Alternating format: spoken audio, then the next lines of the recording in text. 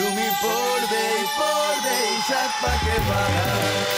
7 দিনের অপেক্ষা শেষ, আমরা ফিরে এসেছি নিয়ে আপনাদের প্রিয় গেম শো 7 পাকে বাঁধা। এই সোহিনী, তোর কলেজ জীবন বলতে ঠিক কি মনে পড়ে? কলেজ কেটে সিনেমা দেখা, প্রেম, বন্ধুত্ব, ঝগড়াঝাটি আর একটু পড়াশোনা। আমার কি মনে পড়ে বলতো? কি?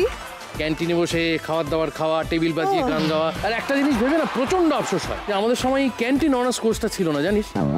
থাকলে আমি তোকে লিখে দিতে পারি, ওই ডিমের টেবিলে আমি অনার্স নিয়ে পাশ করতাম, আর ফিশ ফ্রাইয়ে আমি ডিস্টিংশন নিয়ে একেবারে বিরাট জায়গা। এই দাঁড়া দাঁড়া, উল্টো পাল্টা কি কথা বলছো? এটা আবার কি অনার্স? ক্যান্টিন অনার্সটা তুই জানিস না? Canteen honours? আর তোমার এসব বানানো কথা, চুপ কর। বানানো কথা প্রমাণ করে দেবো। করো। ক্যান্টিন অনার্স প্রমাণ করার জন্য ডেকে নিতে হবে আমাদের আজকের হবু বর কনেকে। ডেকে নিচ্ছি অরূপ আর পূজাকে। যেন পড়বেই পড়বেই 7 পাকে বাঁধা। পড়বেই পড়বেই 7 পাকে বাঁধা।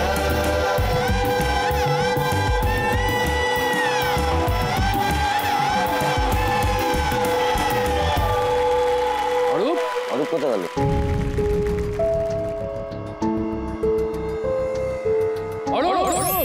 এ কি? এটার মানে কি হলো? আসলে আমি ম্যাজিশিয়ান, তো সেই কারণে এই আশাটাও ম্যাজিক। তুমি প্রফেশনাল ম্যাজিশিয়ান? হ্যাঁ, আমার এখন বয়স 24, কিন্তু আমি ম্যাজিক দেখাচ্ছি 18 বছর। তোমার পুরো নাম বলো, কোথায় থাকো বলো। আমার নাম অরূপ কয়াল, কিন্তু ম্যাজিকে আমি এ কুমার জুনিয়র নামে পরিচিত। আচ্ছা, তো সিনিয়র কে? বাবা। আচ্ছা আচ্ছা, সেই সূত্রেই তাহলে বাবা এবং বাড়ির সকলের সাথে পরিচয় করি। পাশেই আমার মা, নিউ ম্যাজিশিয়ান। হ্যাঁ, তারপর আছেন আমার কাকা, তারপরে আমার দিদিভাই আর জামাইবাবু, তারপর আছে আমার বোন। পুরো পরিবার নিয়ে আর কি ম্যাজিক দেখাও? হ্যাঁ হ্যাঁ হ্যাঁ। বাড়ি কোথায়? আমার বাড়ি ফলতা। পূজার বাড়ি কোথায়?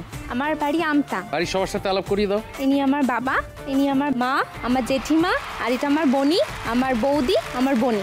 বেশ, তাহলে তুমি কি কোনো ম্যাজিকের শো দেখতে গিয়ে ওর সঙ্গে প্রথম দেখা হলো? না, কোনো ম্যাজিকের শো দেখতে না, ওর সঙ্গে আমার আলাপ হয় আমাদের কলেজ ক্যান্টিনে। যখন আমি ফার্স্ট ইয়ার, ও তখন থার্ড ইয়ার। আমি ফার্স্ট কলেজে যাই, আমি একটা টেবিলে বসে আড্ডা মারছি ক্যান্টিনে, আর ও আরেকটা টেবিলে ওর বন্ধুদের সঙ্গে আড্ডা মারছে। তো আমার একটা বন্ধুই আমাদের দুজনকে আলাপ করে দেয়, ও কলেজে ম্যাজিশিয়ান হিসাবে খুব পপুলার। হঠাৎ একদিন ও আমার ক্লাসে আসে, তো এসে এটাই জিজ্ঞাসা করে আমাকে যে তোমার একটা বান্ধবী আমার দিকে কেন তাকায়। তো আমি বলেছিলাম ওকে যে ওর বয়ফ্রেন্ড আছে, আমার যদি আর কোনো বান্ধবীকে তোমার পছন্দ হয় তাহলে তুমি বলতে পারো। তখন ও সারা ক্লাসের সামনে আমার দিকে আঙুল দেখিয়ে বলেছিল আমার তোমাকে ভালো লাগে। আমি প্রচণ্ড লজ্জা পেয়ে গেছিলাম। তারপর থেকে আমাদের মেসেজ বা ফোন আমাদের আরও বেশি বেড়ে যায়। তারপরে আস্তে আস্তে কখন যে আমারও ওকে ভালো লেগে গেল আমি নিজেও বুঝতে পারলাম না।